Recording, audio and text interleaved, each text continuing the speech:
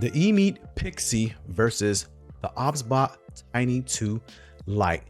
Two awesome 4K PTZ cameras for your gaming, your streaming, your podcasting, your home workflow, or even tutorial style videos, content creation. One of these two cameras might be the better choice for you at around the same price, more or less.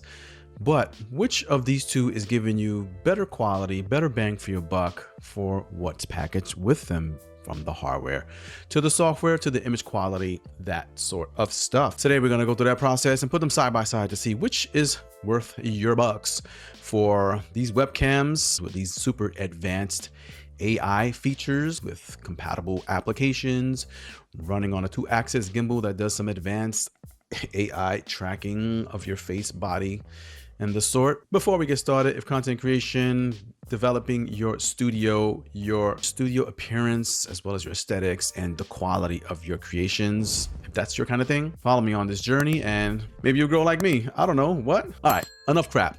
Let's get to it. Round one, hardware and visual aesthetics, I guess. Let's do it. Let's talk about the appearance of these two webcams. They are significantly small for what they do. Starting with the Emeet Pixy, it's a dual camera system setup which promises to give you advanced focusing, tracking, image quality. Emeet Pixy has a bit of a bigger sensor at a 0.5-inch size sensor. So yeah, by Sony, and it looks pretty good from what I've looked and demoed before with the Emeet Pixy. I've done a full review of this. You can check that on my channel. As far as how it looks, it's just kind of two eyes staring back at you. It has a nice little weight. You can mount it on a monitor. You can mount it on a tripod, for example. And it does have a nice big wide aperture at, I believe, 73-degree field of view. So it's pretty good and wide here, as you can see. The Obsbot Tiny 2 4K camera has pretty much the same features on a 2-axis gimbal. 4K, right? Both have 4K 30. It looks nice. It's just a single lens, but it does a fantastic job with that single lens. Smaller profile than the Emeet Pixy. Same deal. You can mount it on a tripod. You can mount it on your monitor. It does horizontal as well as vertical. The image processing, I don't know, may be as good or maybe not, because of it doesn't have two cameras like the Emeet Pixy, so we're going to put that to the test. But as far as the visual aesthetics, they are both nice. The Emeet Pixy may be a little bit big if you wanted to mount it on, let's say, like a laptop, for example. But really, at the end of the day, as far as visual aesthetics is concerned, that's really just a matter of preference. It can go either way for me, honestly. Plug and play out of box. We have our images here side by side. Out of box, I will say that the Obsbot quality does a fantastic job with everything being set to default, auto exposure, everything is on auto, as well as with the Emeet Pixy, all auto exposure, autofocus, that sort of stuff. And these are the two image qualities you get side by side. So right off the rip, out the box, I will say that the Obsbot does look better than the Emeet Pixy, and this is 4K 30 in case you were wondering resolution. But then when I make a look over here at the Emeet Pixy, it comes out of box a little bit on the dark side, right?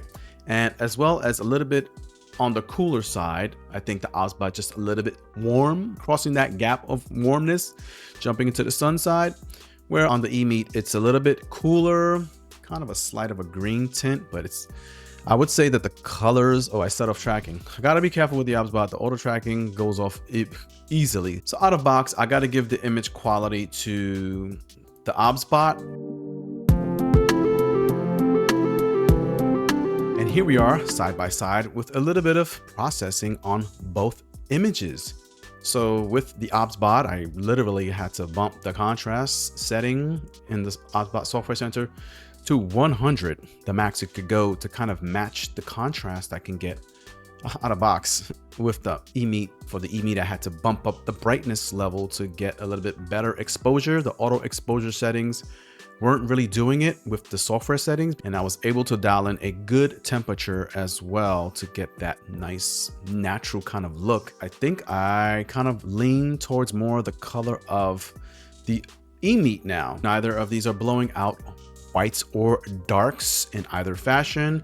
Once you dial in this Emeet, it's looking pretty fantastic. Okay, let's look at the exposure adjustments here. So if I put like something black for it to focus on, look how it's kind of just blowing out my whites here with the Obsbot, the way it's doing that on some auto adjustment. Let's look at autofocus for both of these cameras. Which one has the faster, better autofocus? First, starting with the Emeet Pixy. Focus. Emeet Pixy. How fast that thing pretty much focuses. Look at that. It is instantaneous on the Emeet Pixy. A little bit of pulsation just to kind of calibrate that image. But it is lightning fast. I feel like by the time my hand gets off the screen before it reaches the bottom of the screen there, it's already focused on my face pretty fast. All right, Obsbot. How fast can you focus? Look, the exposure is already getting blown out on the Obsbot just by doing that. And this is not even dark, it's gray. Okay, here we go. Obsbot, pretty fast itself. Look at that. Pretty freaking fast. Now, they are both have a nice fast focus. Which one's faster? I'm going to try to bring it up so that both of them do a focus on the phone, and you can see which one is faster. I don't like what the Obsbot doing with the exposure. It's just like totally destroying the white balance there, or the whites and the darks. They're both doing a slight pulsation, and they're both doing a great job at focusing lightning fast. I have to look at that in post, but I don't know which one's going a bit faster. I'm seeing on the Emeet it's just a smidge, a little bit faster on that autofocusing. Let's see which one's faster at adjusting exposure. 3, 2, 1. They both did a pretty good job. I just feel like the Emeet is smoother transition, right? It's like a fade transition. It's very smooth when it's going from dark background to adjusting exposure there. It looks nice, right? Smooth, no jumps. Where on the Obsbot, I feel like there's like a stutteriness to it, and it also flashes that white back here. You can see banding almost over here, right? You see that? See how it kind of like grows? You don't see that so much on the Pixy. In terms of low light overall, Pixy gamers, right here, just a simple shot, you'll see that the Emeet is doing a far more superior job with low light. Yes, and it looks good here, and it can still keep track of me. White lights, right? That's that HDR, the exposure control, all of that stuff is doing really fantastic here, whereas the Obsbot is just very, very dark. Okay, and that's at 1080p 60 FPS, Pixy gamers. What you see is kind of what you get here. Here is the Emeet mic on deck in its live mode, and this is the quality about 1.5 to 2 feet away from the camera. And well, this is the live mode. I don't know what that exactly sounds like, what it is, but you let me know in the comments which mode you like better. Switching over to noise cancellation. This is the noise cancellation mode. It is doing a good job of killing off fans and stuff. And this is the sound quality of noise cancellation. And switching over to original sound mode. This is the original sound mode. No noise cancellation applied. Do I still hear noise? It still does some good auto noise cancellation for its 3 mic array, so not bad. Would you use this in an actual live scenario with no sound control in your room, no reverb control? I don't know, something I gotta think about. Probably not, but it's an option if you're in a more close quarters or you have this close to you like on a monitor or something, but you let me know what you think of the sound. Switching over to the Obsbot microphone right now. Here you have the Obsbot microphone. It's dual omni array of mics, and it has no noise suppression. This is kind of what you get out of box. You can pick up some ambient noise fans because I hear it and I see it in my levels here. So let's go ahead and add, and it's also set to auto gain. I don't know what that does. If I put the gain down, it looks like it makes it low. Auto gain off. When I put the auto gain up, it just boosts the gain pretty good with the auto gain. I would suggest keeping your auto gain on, and let's turn on the radio distance, right? So the radio distance has multiple modes of distance. We can do it to close, standard, and far. So right now it's set to close. So if I'm close, it's not going to be as loud and pronounced, meaning it's not really going to boost its gain to try to pick you up. But if I go standard, like such, and I go back, it's going to boost that gain to try to pick me up from a standard distance, more or less. But I have not yet put it into far mode. It's really going to boost the gain. Lower your speakers, be careful. Sound warning, here we go. Far, wow, okay, I see that gain picking me up. This is the gain from a long ways away. What is this shirt doing here? Noise suppression with the Obsbot. Here we go. Weak noise suppression. We just turned it on, and this is the quality.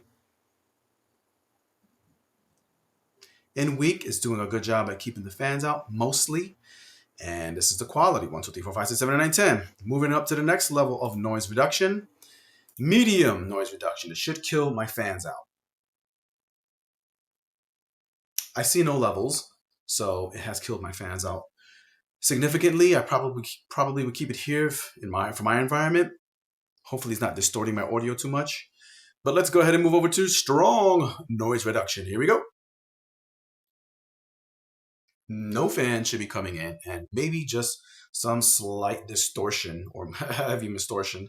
Heavy distortion. So you got pretty much nice options for microphones in both apps, more or less.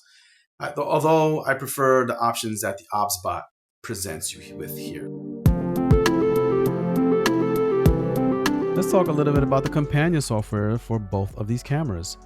The Obsbot camera, the one I'm talking to right now, is definitely a lot more advanced than what the Emeet Studio has to offer.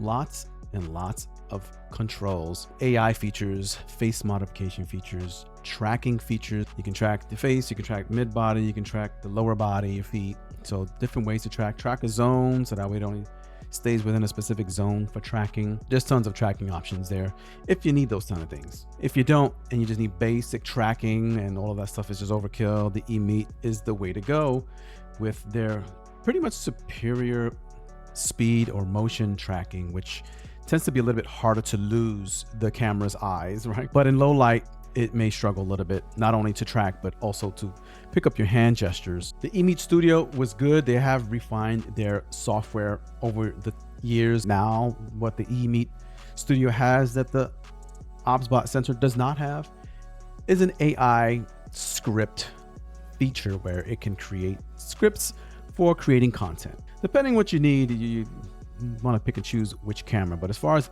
image quality is concerned, you kind of can't lose with either one of these cameras. Honestly, they're both pretty good. All right, Tickets and Gamers, there you have it. The Emeet Pixy versus the Obsbot Tiny 2 Lite. What do I think of these two particular cameras? Now, in terms of overall camera visual quality, how it looks on screen, especially when you just kind of like dial it in exactly how you want, I think the Emeet Pixy comes a bit on top. Yes, for a few reasons, right? So, well, out of box, we saw the Emeet Pixy was really nothing to look at, really. But once you dial that in, the Emeet Pixy tend to take a few leaps ahead of the Obsbot. That's one thing. Two, the auto exposure is a bit better as well when you're exposing, and the transition between exposing from light to dark is faster and more stable than we have on the Obsbot. Obsbot, sometimes I get lost with the exposure, and even with auto tracking on, if I just like kind of put something in front of it, it's gonna try to find me, but it gets lost in the way, like doing some, I don't know what kind of, yeah, see? It's just gone. Where'd it go? I don't know. It's just see if it can find me. It's looking for me. I'm right here. Where you going? In a way, the Obsbot loses its tracking easier in certain scenarios like I just demonstrated there. And when I move fast in my environment, walking around, it will lose me faster than the Emeet Pixy will lose me.